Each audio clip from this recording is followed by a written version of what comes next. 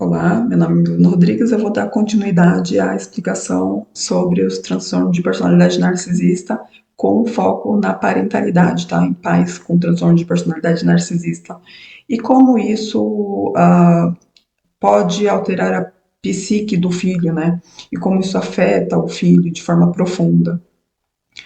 A sociedade aprendeu como que eu posso, endeusar pai e mãe, né? Ai, tem que honrar pai e mãe. Sim, honrar pai e mãe não é dizer amém para toda a maldade que pai e mãe fazem, tá?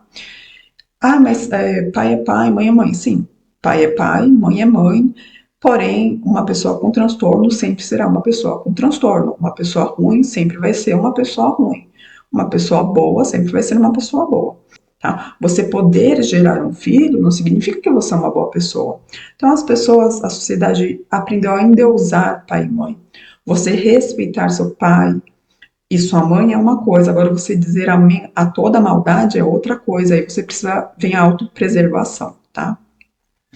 Bom, a gente tem, né, dentro de todo o aspecto, o conjunto social, independente de parentalidade, pai, filho, irmão, irmã, amigo, uh, amigo da igreja, irmão da igreja, a gente tem uma coisa que existe e se chama o eu e o outro. Não somos extensões da outra pessoa, embora estejamos de certa forma conectados, não somos extensões do outro. Por exemplo, eu tenho um filho, meu filho não é minha extensão, né? Ele é meu filho, ele é um outro ser humano que pensa diferente, que age diferente, que quer coisas diferentes. Então, sou eu com a minha personalidade, com os meus instintos, com a minha personalidade inata, né? Ou adquirida também. A gente tem o instinto, tem o que a gente já nasce com, por exemplo. Uh, eu tenho dom artístico para pintura, por exemplo, ou para música. Então, já é inato essa característica minha. Posso me desenvolver em outras áreas, como, por exemplo, fazer uma advocacia e me dar muito bem na área de advocacia? Sim, posso. Mas eu vou ter sempre essa parte artística dentro de mim, que é o inato, tá?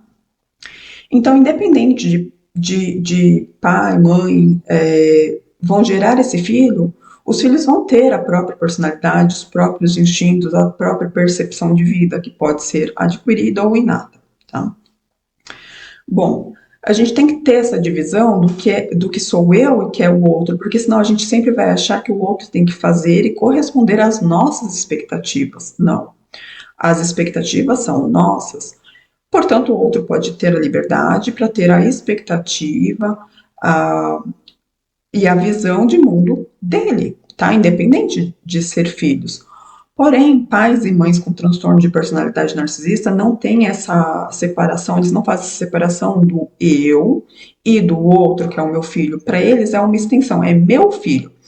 O filho pode ter 40, 50, 60, 70 anos, se esse pai e essa mãe estiverem vivos, esses filhos vão ser extensões. Não, é meu filho, é assim que eu quero que ele pense, é assim que eu quero que ele seja, é assim que eu quero que ele se comporte. Ele pode falar isso, não pode falar isso, ele pode pensar assim, não pode pensar assim, tá? E é bem complicado ser filhos de pais narcisistas, porque você tem o seu inato querendo crescer, querendo evoluir, querendo ir para o mundo pensando diferente, ou acontece muitas das vezes também o filho realmente pensar como o pai com a mãe e agir como esse pai com essa mãe, ok, até então ok. Mas quando esse filho tem uma visão de mundo diferente, perspectivas diferentes, gosta de coisas diferentes desse pai e dessa mãe, esse pai e essa mãe com transtornos não vão permitir que esse filho saia desse vínculo. Então sempre vão trazer esse filho ou essa filha de volta e vai acabar machucando. Por quê? Esse filho tem o pensamento dele, o instinto dele, a forma de pensar dele. E esse pai e essa mãe não veem esse filho como um outro ser humano. Eles veem o filho como extensões dele mesmo. Então, como você ousa pensar diferente de mim? Como você ousa ouvir a música que eu não ouço? Como você ousa ser de uma religião diferente da minha? Como você ousa ir para uma profissão diferente da minha? Eles não enxergam o filho como outro. O filho é meu, eu fiz o filho, então o filho é meu. Mas isso é um pouco assim, já começa um pouco de insanidade, né? Porque o outro é o outro, independente de ser filho. Bom, o Winnicott ele fala muito sobre uma mãe suficientemente boa, né? Isso serve para pais também. A mãe e um pai suficientemente bons são aqueles que eles ensinam os filhos, é claro, a terem os valores corretos, né? É, sejam valores religiosos, sejam valores culturais, entre outros, a terem esses valores, ensinam a respeitar, a, educam, né, de forma coerente, de forma correta, e, de certa forma, vão dando liberdade para o filho no decorrer que essa criança vai crescendo. Por exemplo, o pai e a mãe, quando é na primeira infância, vai ter esse cuidado mais amplificado, né? Tipo, não coloca a mão no fogo, você pode se queimar, um cuidado. Olha, não coloca a mão na tomada, você vai tomar choque. Olha, se você comer agora, você vai ficar sem fome, vai acabar não jantando, não almoçando. Isso é natural, isso é normal.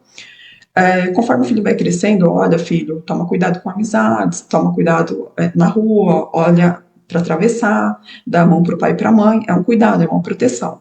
E conforme essa criança vai crescendo, esse adolescente, o pai e a mãe vão dando um pouquinho mais de liberdade e autonomia, para que esse filho, quando chegue lá na maioridade, 18, 19, 20 anos, saia de casa, ele consiga ter sua própria autonomia, né?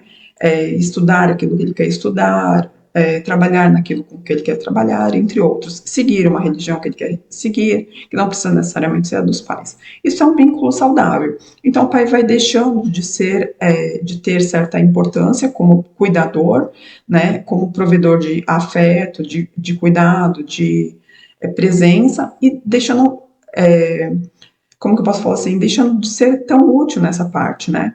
Não que o pai e a mãe vão deixar de ser pai e mães, mas eles vão se fazer um pouco mais ausentes, né? Eles já cumpriram essa função de pai e de mãe, de proteger, de cuidar, de ensinar, de mostrar para o filho como é viver, né?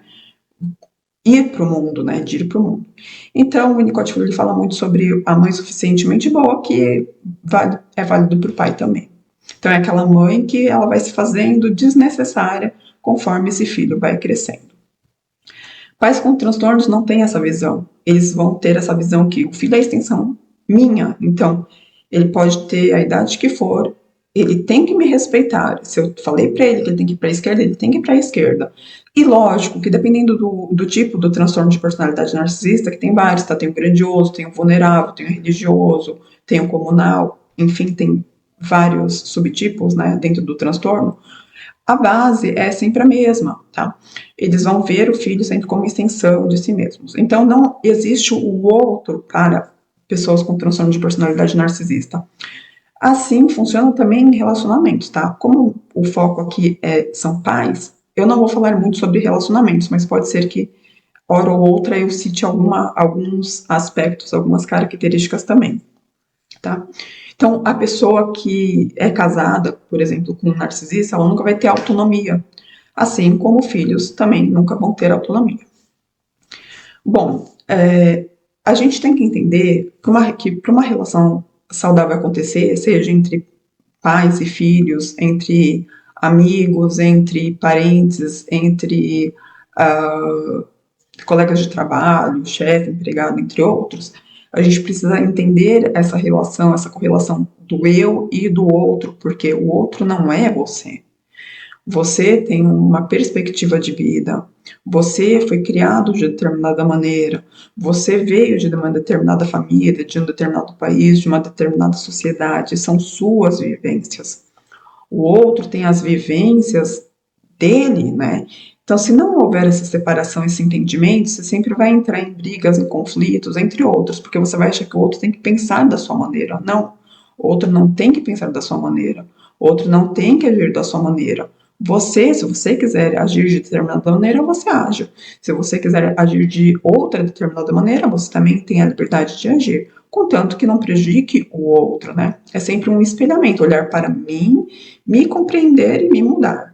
Agora, quando eu começo a achar que o outro é obrigado a pensar como eu penso, agir como eu ajo, ou fazer o que eu quero que faça, tá tendo um desrespeito. E aí entra na parte dos transtornos de personalidade.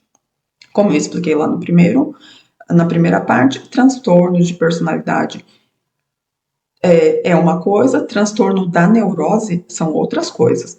Normalmente o neurótico tem ansiedade, depressão, crise de pânico, né? Entram até um pouco em síndrome de pânico, mas isso é dele, é interno e não prejudica o outro. Já o transtorno de personalidade são pessoas que usam o mascaramento social o tempo inteiro e que podem sim prejudicar outras pessoas. E aí é o que mora o perigo, tá? Quando você não tem esse respeito entre quem sou eu e quem é o outro, vai ter sempre brigas, divergências, guerras, entre outros. A gente vê o mundo em guerra por isso, porque há uma dominação. Você tem que fazer, você tem que ser assim. Sim, a gente sabe que a gente tem que ter regras para viver em sociedade, é uma coisa. Mas quando eu entro no espaço pessoal do outro e determino que o outro tenha que ser aquilo que eu sou, aí vem o grande erro, né? E aí vem as guerras, aí vem as brigas, aí vem tudo isso, né? Então a gente tem que tomar cuidado e entender muito bem quem sou eu e quem é o outro, tá? Isso é uma parte do nosso aparelho psíquico. Primeiro, o entendimento sobre o que sou eu e o que é o outro.